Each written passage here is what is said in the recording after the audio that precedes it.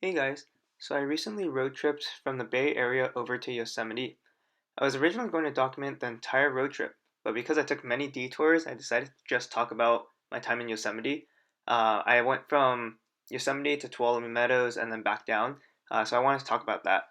But first, I entered Yosemite from the southern entrance and charged at Fish Camp, then went straight into the park.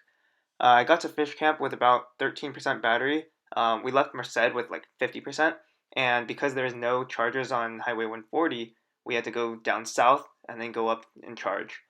At Fish Camp, we charged about 86%, and then when we got into the valley, we hit about 75%. So Fish Camp to the valley doesn't take too much battery.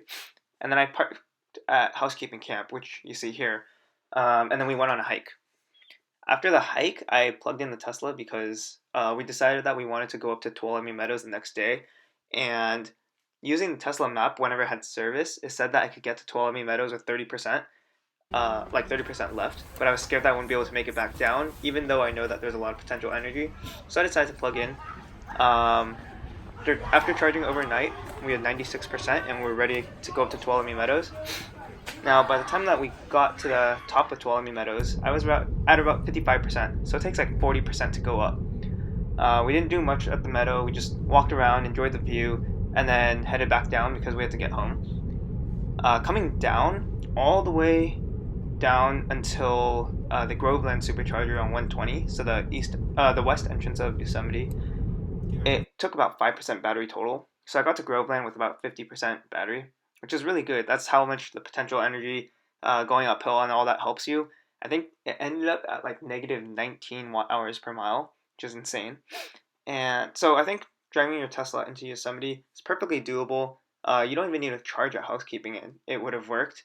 I definitely would take the Tesla there again. The one complaint that I have about the Tesla is that in Yosemite there was no cell service, and the map was all downloaded, but when I tried to route, it wouldn't work.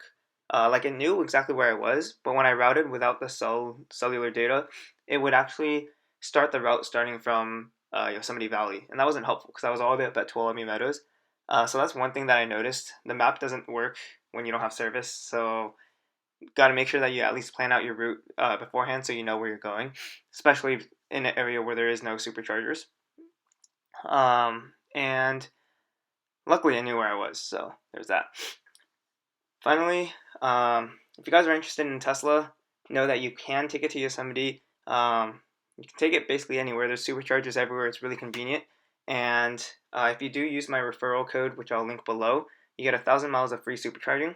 One thing that I did notice this trip is it says 1,000 miles of free supercharging, but for me, I went and supercharged, and I noticed that in my rated miles, it went up by about 100 miles of range, but it only cost me 75 miles according to the app. So you actually get a little bit more than you think.